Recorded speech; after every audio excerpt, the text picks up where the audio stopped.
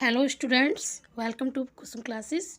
तो बच्चों, आज की इस वीडियो में हम करने जा रहे हैं क्लास 6 की मैथ एक्सरसाइज 11.1 का क्वेश्चन 11। बच्चों, इस वीडियो में हम करेंगे, ठीक है।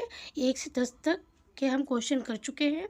अगर आपने नहीं देखा है तो प्लेलिस्ट में जाके आप देख सकते हो, ठीक है। तो बच्चों, क्वेश्चन 11वां हम पढ़ते हैं कि इसमें हमें क्या दिया गया है करने के लिए। तो देखिए बच्चों, यहाँ लिखा है कि तीलियों से बने हुए वर्गों के नीचे दिए प्रतिरूपों को देखिए। देखिए, ठीक है बच्चों। देखो यहाँ पर ये तीलियों से क्या हुआ है, ये तीलियों से वर्ग के प्रतिरूप बने हैं, ठीक है। ये वर्ग अलग अलग नहीं है, दो संलग्न वर्गों में एक तीली उभयनिष्ठ है, ठीक है बच्चों। क्वेश्चन में ये कह रहा है कि देखिए यहाँ पर ना ये एक वर्ग है, ठीक है। मतलब तीलियों से ये एक वर्ग बना हुआ है। जैसे एक तीली से इधर हो गया, फिर एक तीली इधर, फिर एक तीली इधर, फिर एक तीली इधर, 1 2 3 4, मतलब चार तरफ तीलियों से क्या हुआ बच्चों, ये एक वर्ग बना है। अब क्वेश्चन में कह रहा है कि दो संलग्न वर्गों में, मतलब अगर दो एक साथ वर्ग हैं तो इसमें क्या है कि एक तिल्ली जो है ना वो क्या है बच्चों, उभयनिष्ठ है। तो अब देखिए, एक 1 2 3 4 5 6 7, इन दोनों में कितनी तीलियाँ लगी हैं, 7 तीलियाँ लगी हैं। अगर आप देखो तो एक एक वर्ग में 4 तीलियाँ लग रही हैं, 1 2 3 4। अब जब हम दूसरा वर्ग बना रहे हैं तो हमें यहाँ पर कोई आवश्यकता नहीं तीली लगाने की। इसके हमने आगे यहाँ तीली लगा दी, यहाँ लगा दी और एक यहाँ लगा दी, मतलब दूसरे वर्ग में 1 2 3 तीलियों की आवश्यकता हो रही है ना।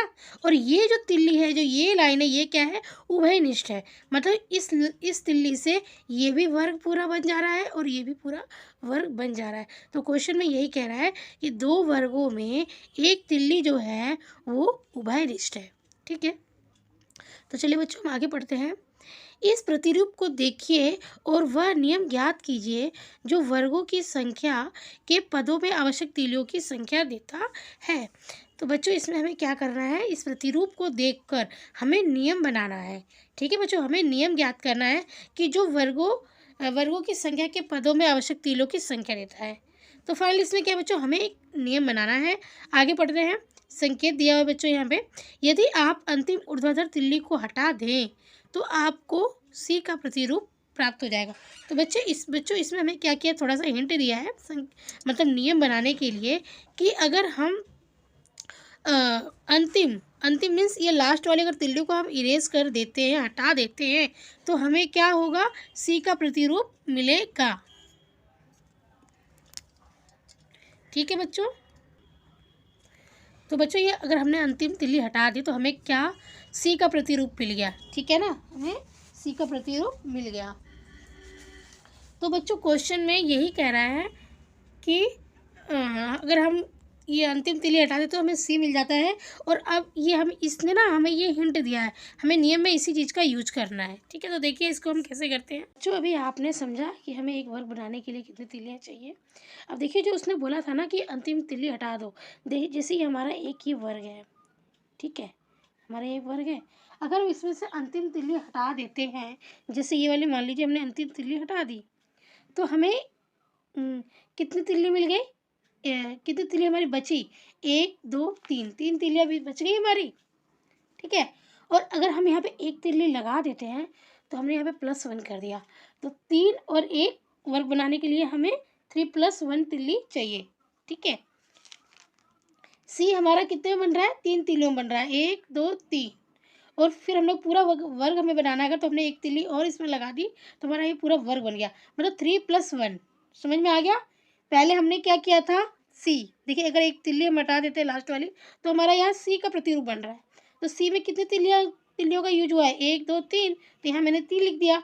और अब हमें क्या करना है, एक संपूर्ण वर्ग बनाना है, तो मैंने एक तिल्ली और ऐड कर दी, तो मैंने +1 लिख दिया। तो 3 + 1, ये हमारा इसमें एक वर्ग में कितनी तिल्लियों की जरूरत पड़ रही है हमें, 3 + 1, ठीक है। हमें एक तिल्ली में 3 + 1 तिल्लियों की जरूरत पड़ रही है। तो बच्चों देखो, इसी नियम को हम रखते हुए, लगाते हुए हम इस क्वेश्चन को करेंगे, ठीक है। तो देखिए हमारा ये ए है, ठीक है। सबसे पहले हमारा ये ए है। देखिए ए वर्ग का मैं कर रही हूँ, ठीक है, पहला वर्ग। वर्ग हमारा ये एक है ना, इस ए वाले में कितने वर्ग हैं, एक ही वर्ग है, तो एक वर्ग। अब एक वर्ग बनाने के लिए हमें कितनी तीलियां चाहिए, कितनी तीलियां चाहिए,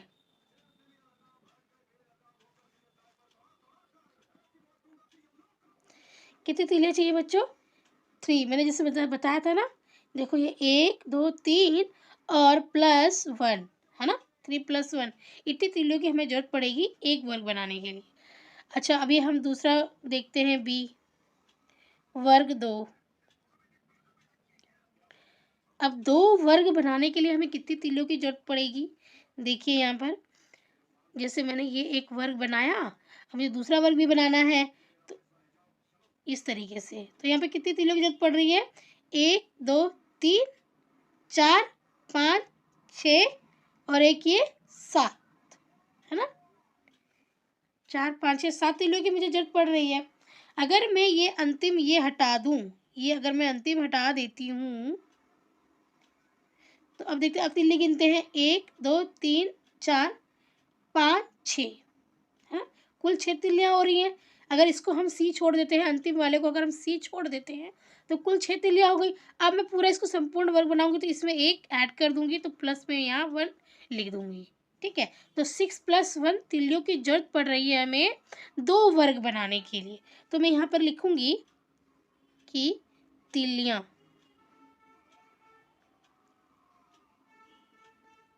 कितनी, 6 + 1, समझ में आया बच्चों। अब है देखिए ये सी वाला, सी वाला अब मैं कर रही हूँ इसका, सी वाला देखिए, सी वाले में 1 2 3 वर्ग बन रहा है ना, तो हम यहाँ पे लिखेंगे वर्ग 3, वर्ग 3 तीलियाँ, कितनी तीलियों की जरूरत पड़ेगी वर्ग 3 में, अब देखते हैं हम। अब यहीं से देखिए, आप अगर आप इसको इरेज कर देते हो, इसको आपने अगर इरेज कर दिया, तो गिनिए कितनी तीलियाँ हो रही हैं, 1 2 1 2 3 4 5 6 7 8 9, कुल 9 तिल्लियाँ हो गई ये। और अगर हमें पूरा इसको भी वर्ग बनाना है, तो हम क्या करेंगे, +1 कर देंगे, तो हमने 9 + 1 कर दिया, ठीक है। तो हमें 3 वर्ग बनाने के लिए कितनी तिल्लियाँ चाहिए, 9 + 1, ओके। अब इसी तरीके से हम डी वाला भी भाग इसका करेंगे। देखिए डी वाले में कितने वर्ग बन रहे हैं, 1 2 3 4 वर्ग बन रहे हैं, तो हम यहाँ लिखेंगे वर्ग 4। अगर हम 9 + 1 तिल्ली लेते हैं, तो हमारा 3 वर्ग बनता है, ठीक है। अगर हम 6 + 1 तिल्ली लेते हैं, 6 + 1, तो हमारा 2 वर्ग बनता है। इसी तरीके से देखिए 4 वर्ग बनाने के लिए हमें कितनी तिल्लियाँ चाहिए,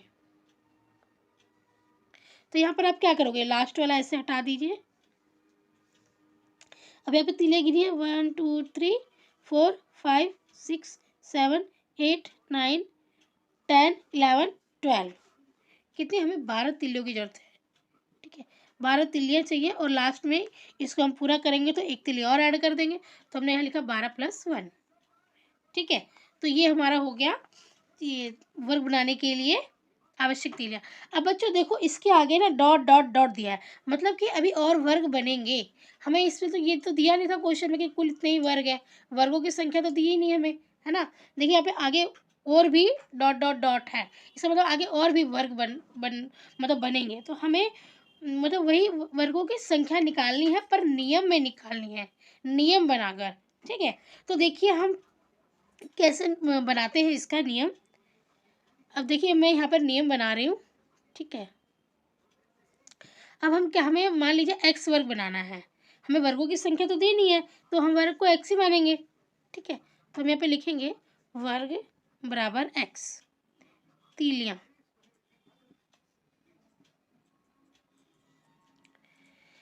अब बच्चों यहाँ पे आप ध्यान दीजिए, देखिए यहाँ पे 3 का टेबल चल रहा है, 3 का पहाड़ा चल रहा है ना पे, 3 दूनी 6 3 9 3 4 12, ठीक है। देखो 3 तीलियाँ, 3 तीलियों +1 से हमारा एक वर्ग बना, 3 और 6 तिल्ली से हमारा 2 वर्ग बना, 3 तिल्ली से हमारा एक वर्ग बन रहा है, 6 तिल्ली से 2, 9 तिल्ली से 3 वर्ग बन रहा है, 12 तिल्ली से हमारा 4 वर्ग बन रहा है, ठीक है। ये समझ में आया आपको। तो इसी का यूज़ कर देखो हम कैसे करेंगे। अब मान लीजिए ये हमारा 3 का टेबल चल रहा है ना पूरा पूरा। तो देखो अब मैं जैसे यहाँ 3 का ही टेबल चल रहा है, तो हम क्या करेंगे यहाँ पे कि हम वर्ग को ना हमने यहाँ पे x मान लिया है, ठीक है, वर्ग को x मान लिया है। तो अब हम क्या करेंगे, 3 से x को गुणा कर देंगे।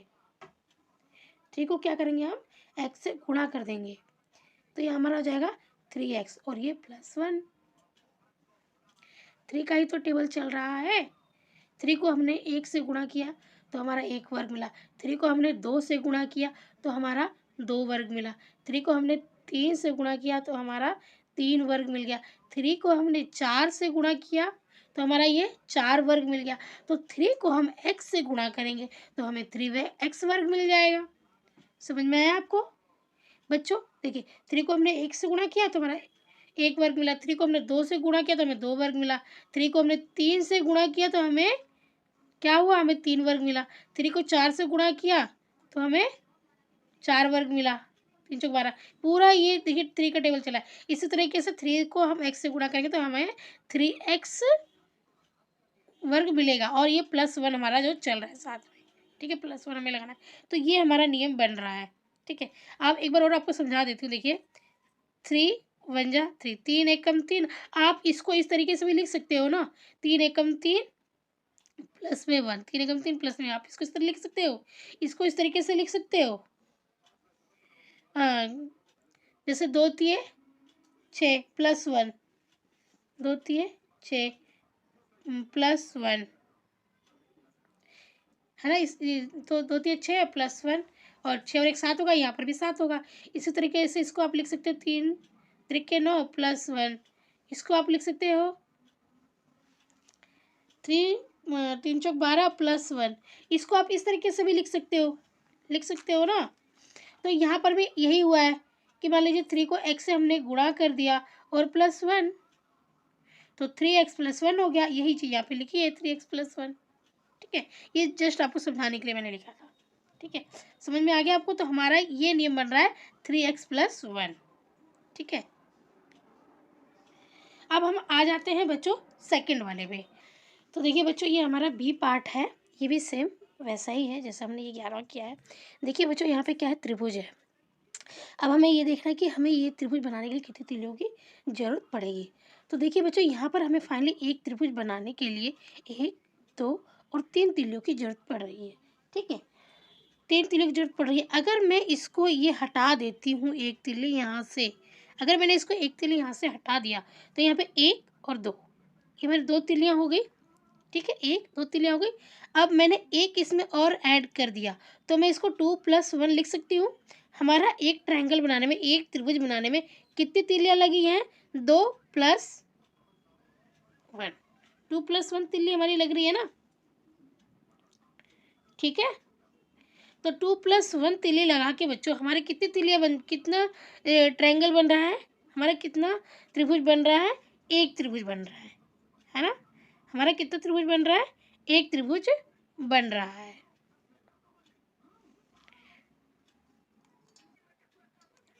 तो बच्चों यहाँ पर देखा आपने, एक ट्रायंगल बनाने के लिए हमें कितनी 3 तीलियों की जरूरत पड़ रही है, 2 + 1, ठीक है।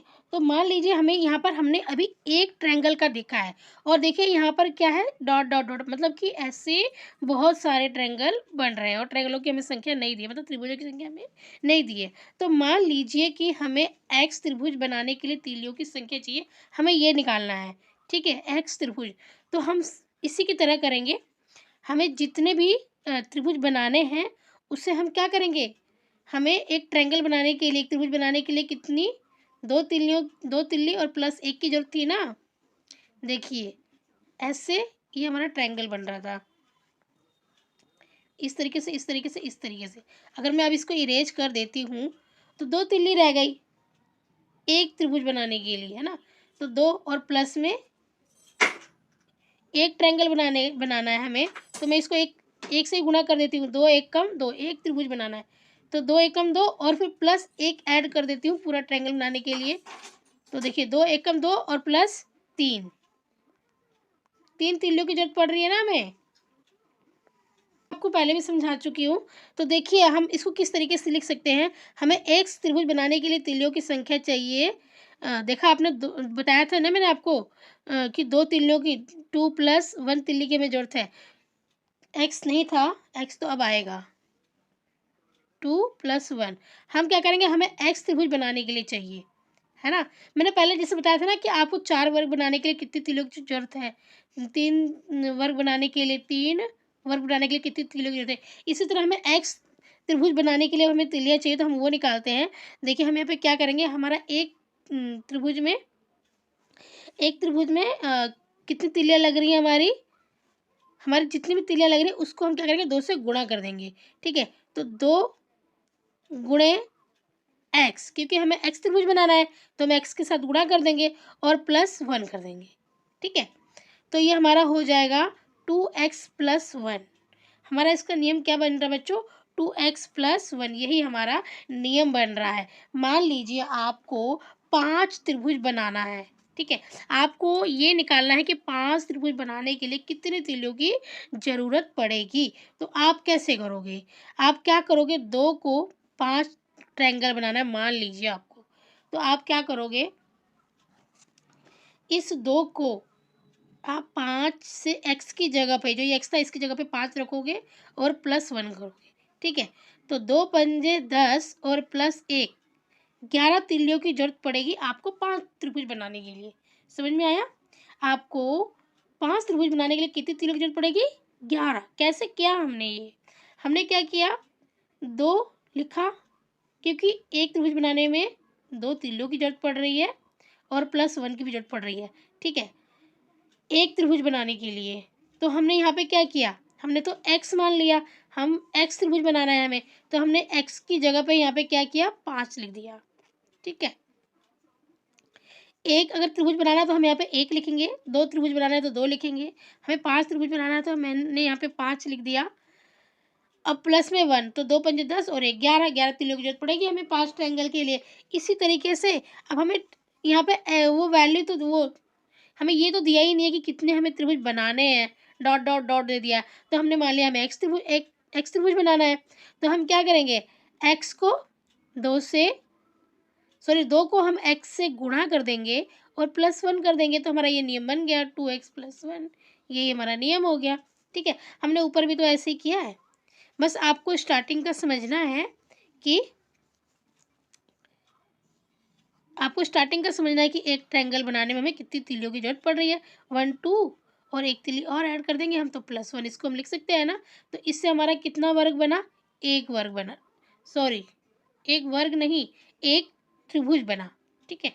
तो उम्मीद करती हूँ कि बच्चों अब आपको समझ में आ गया होगा, ठीक है? उम्मीद करती हूँ अगर आपको अब समझ में आ गया होगा। अगर नहीं समझ में आया तो वीडियो को प्ले करके देखिए, ठीक है? समझ में आ जाएगा आपको, ठीक है बच्चों? तो बच्चों इसी के साथ ये एक्सरसाइज जो है आपकी पूरी कंप्लीट हो गई है, ठीक है? पूरी कंप्लीट हो गई है 11th चैप्टर। शायद और कोई एक्सरसाइज नहीं है आपकी, जो और पुराने बुक में एक्सरसाइज वो कट चुकी हैं। तो आपके सिलेबस में यही है न्यू सेशन में, ठीक है? न्यू सेशन के सिलेबस में इतना ही है। तो अगर आपको नहीं समझ में आ रहा है, कहीं भी आपको प्रॉब्लम हो रही है, तो वीडियो को प्ले करके देखिए, दोबारा रिपीट करके देखिए, ज़रूर आपको समझ में आ जाएगा। धन्यवाद।